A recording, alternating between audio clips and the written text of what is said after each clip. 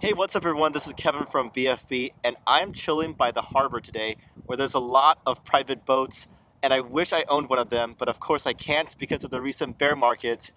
But let a guy dream, right? Hopefully by the end of 2018, everything will be back up and we can all ride on our own private boats. But I also wanted to welcome you back to another episode of Real Talk on Crypto Coins, where I cover the hottest and most controversial coins as voted on by you guys, our community. And as always, we'll be covering the good and the bad. No shilling, no FUD. So for this episode number 5, we're going to be covering VeChain, or recently rebranded as VeChain Thor. A pretty cool name if you ask me. So if you're as excited as me to take a look at the project, then just keep on watching and we'll dive right in.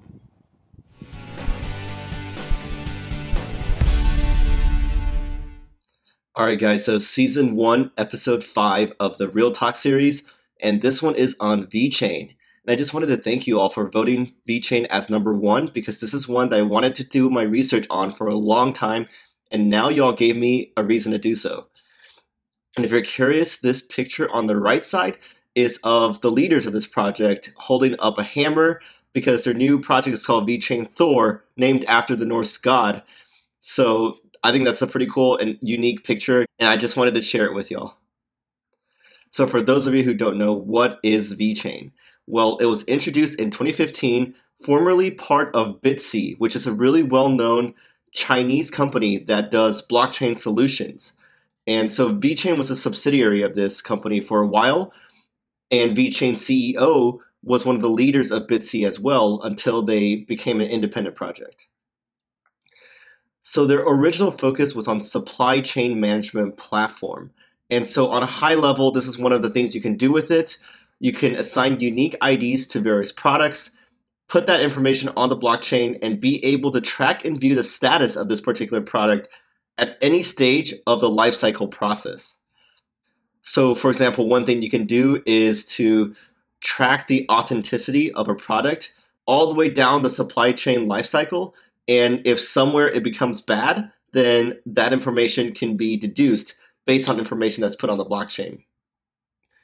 So their current blockchain is already functional, but it is permissioned. It's a consortium chain, which means that the enterprise clients and the team create a group of nodes that they all know and trust, and those are the ones that maintain the network.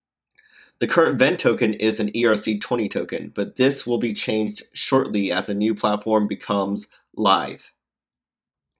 And with that came a rebrand to VeChain Thor, which is a new broader focus to become an enterprise DApps platform.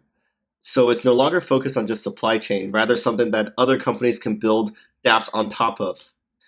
And so they plan on moving everyone over to the public blockchain, this Thor blockchain, and swap VEN tokens for VET tokens 1-on-1.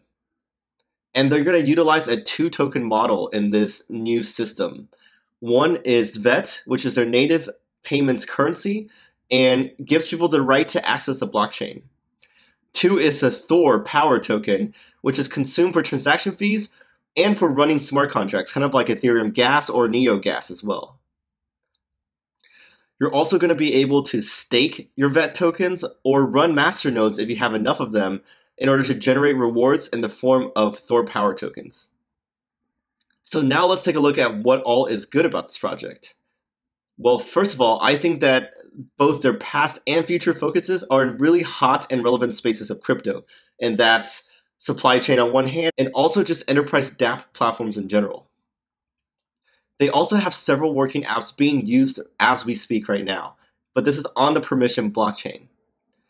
They also have many solid partnerships with direct use cases, BMW being a really hot and notable one recently.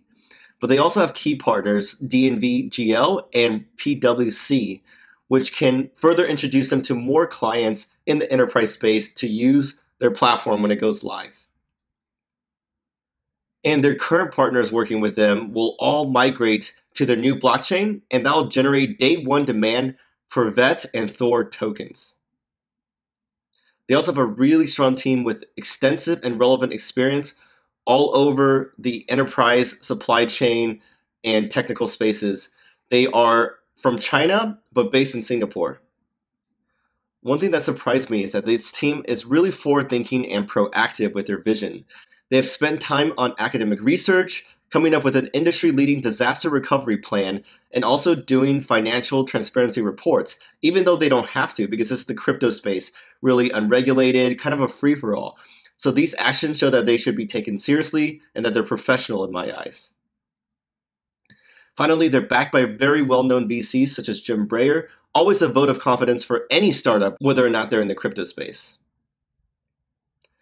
So what are some of the bad aspects of it? And let me just preface this with some of these are debatable on whether they're bad or not, but I wanted to include them in here for further discussion with you guys, our viewers as well.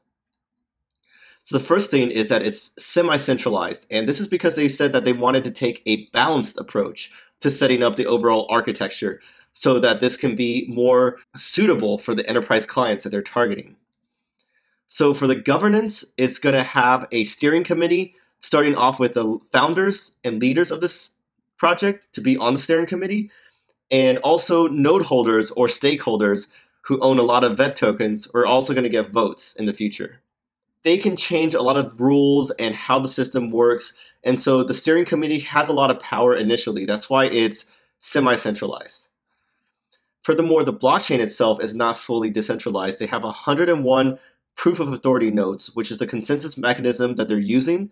And so basically, it's like proof of stake, except you're not anonymous. You go through, know your customer checks if you're in proof of authority node, and you're staking your reputation, kind of keeping you from doing things that are bad or against the system. It's a really interesting consensus mechanism. I encourage you to go Google it to take a further look on the pros and cons and how it works. They've also stated that they have 180 use cases and are building a really large dev team of like 100 people. And that's good on one hand because they're doing a lot of stuff, making a lot of progress, building a great team, but also it's potentially hard to stay organized. That's why some projects want to just focus, have laser sharp focus on what they're doing and do the best job possible on a subset. Focusing on all these things, the code may get a little bit unwieldy. They're going to have to take a lot of great discipline and engineering management in order to keep things on track and achieve their ambitious goals. They also had a couple of PR snafus, and granted, a lot of projects in the crypto space have, because this is not something that they have a lot of experience with, especially if they're from other countries. But for example, they've been accused and banned for Reddit brigading on the R cryptocurrency subreddit. And this is something that their Telegram mods kind of encourage people to go manipulate votes per se. And eventually the founder of the company came out and said, please respect their rules and don't do that. Another thing was a premature partner announcement that caused a lot of confusion. And so this is something that they can definitely improve on.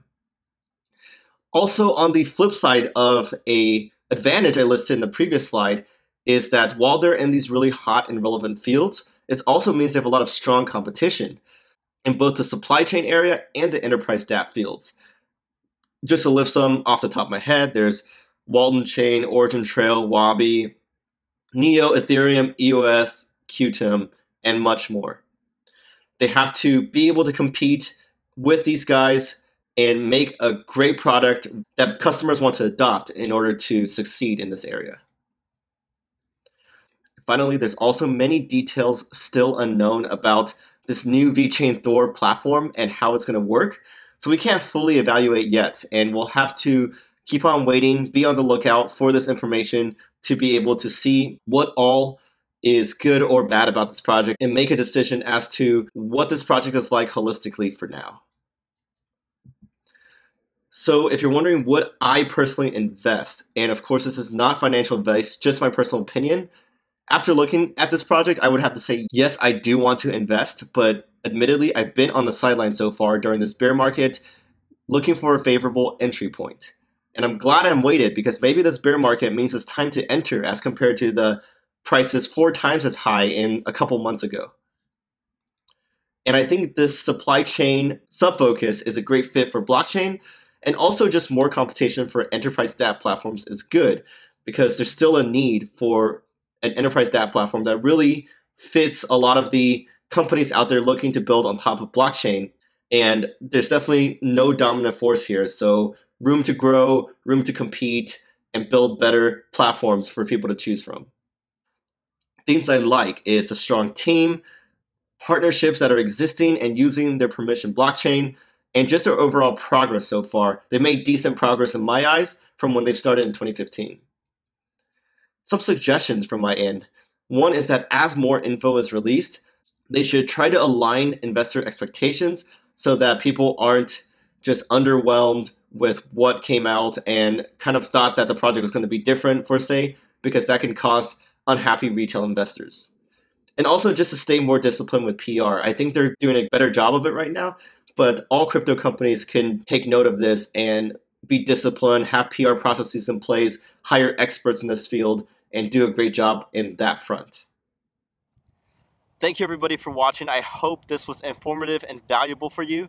As always, I'm only human, so I can make mistakes. Please let me know in the comments below if you disagree with any of my points or think I was being biased in one of them, because of course the goal of this video is to be as unbiased as possible. And also, if you have another coin you want me to review, it's almost the end of season 1, but we'll be sure to include it in the Facebook polls that we post in our groups.